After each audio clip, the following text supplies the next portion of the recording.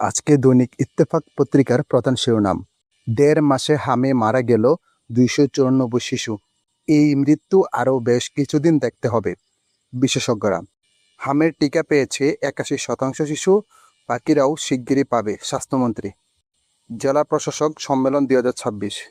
উসমানী স্মৃতি মিলনায়তনে গতকাল মন্ত্রিপরিষদ বিভাগে আয়োজিত ৪ দিনব্যাপী জেলা প্রশাসক সম্মেলন ২০২৬-এর উদ্বোধন অনুষ্ঠান শেষে প্রধানমন্ত্রী তারেক রহমান সঙ্গে জেলা প্রশাসকের ফটো সেশনে অংশ নেন।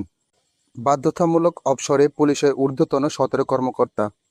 ১৪ দফা প্রস্তাবের জবাব দিয়েছে যুক্তরাষ্ট্র, পর্যালোচনা করেছে ইরান।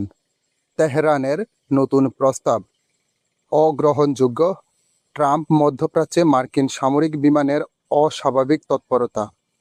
এপ্রিলে ৭৫% বেশি বৃষ্টি, ফসলের ব্যাপক ক্ষতি।